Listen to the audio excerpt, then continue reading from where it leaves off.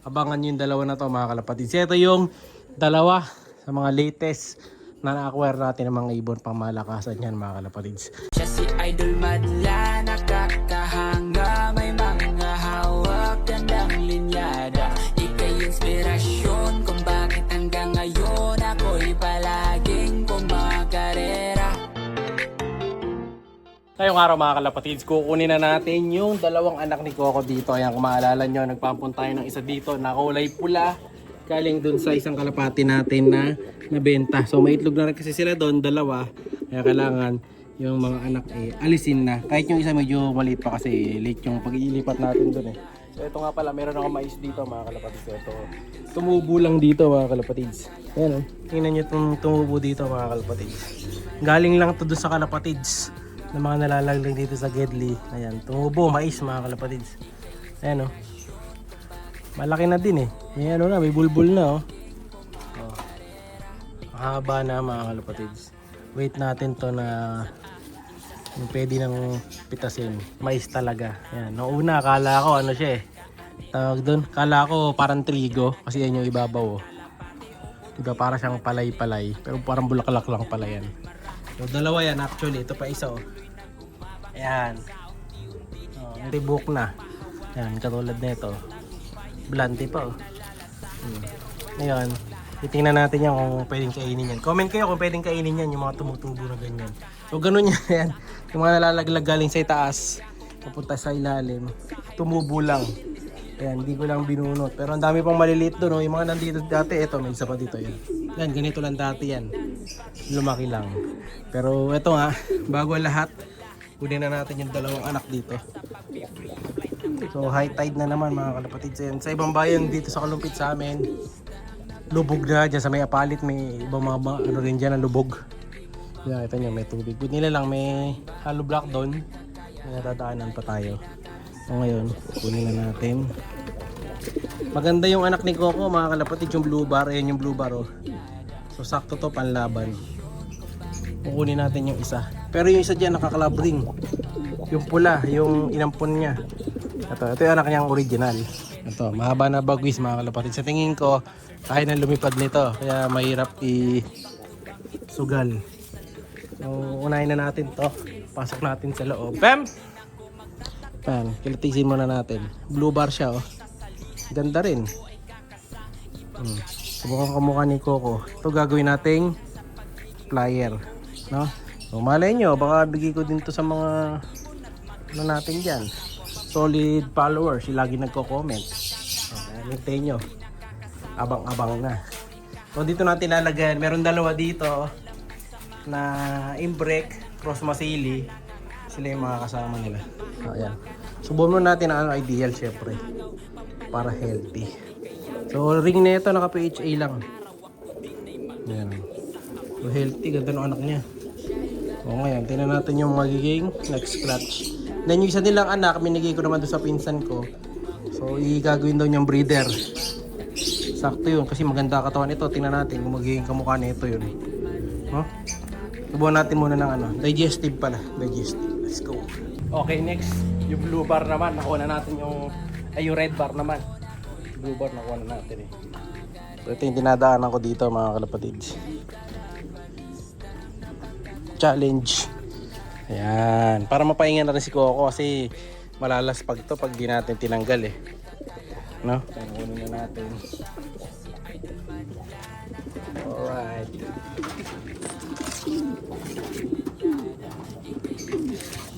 Ito yung isa. Ayan, kita nyo ang tapang niya Ayaw pakuha yung anak mga kalapatids.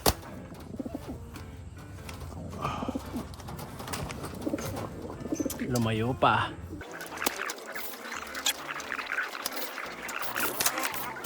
So ito ni anak niya mga kalapatids. Actually di niya talaga anak yan kasi ano lang to, inampun lang natin sa kanya, di ba?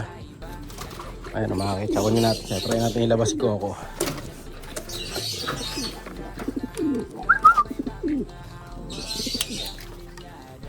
Yeah. Ayan. Sila ng dalawang anak niya. Pero hindi niya tunay na anak yan. Kumbaga yan ampun lang mga kalapatids. Kasi anak yan nung binenta natin na anak nung 16th inbred mga kalapatids. 16th overall inbred yun mga kalapatids. Galing kay Boss Joey. Ayan. So ito, naka-PRC to, nakakalabring yan mga kalapatids. Panlalaban natin to, tuturuan natin to. Pero sa Dreamloop natin siya tuturuan. Hindi dito sa baba. Okay, papapasukin na natin to si Coco. Baka di na siya maistorbo. Kasi ano na to papahinga na rin to. Ayan, tapang lakas magpups na ito. Ang lakas kasing kumain. Saka malakas pagsubo to, kaya maganda siya mga kalapatids.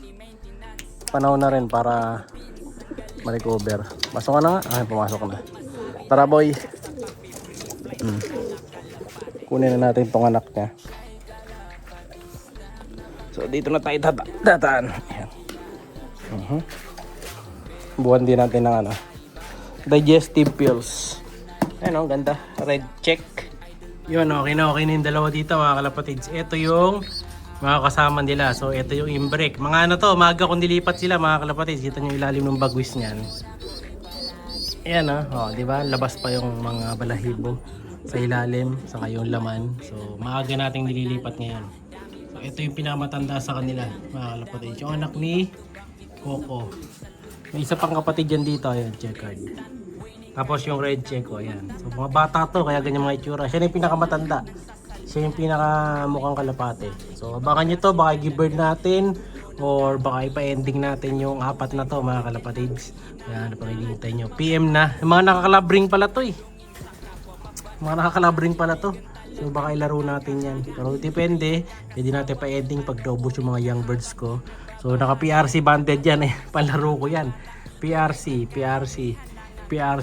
So sing-sing pa lang nila mga kalapatids, may halaga na. Kaya mga pangmalakasan sila. Meron din akong dalawang young birds dito. Abangan nyo yung dalawa na to mga kalapatids. Ito yung dalawa sa mga latest na na-acquire natin ng mga ibon pangmalakasan yan mga kalapatids. Mga mamahaling ibon yan. Ito, saka ito.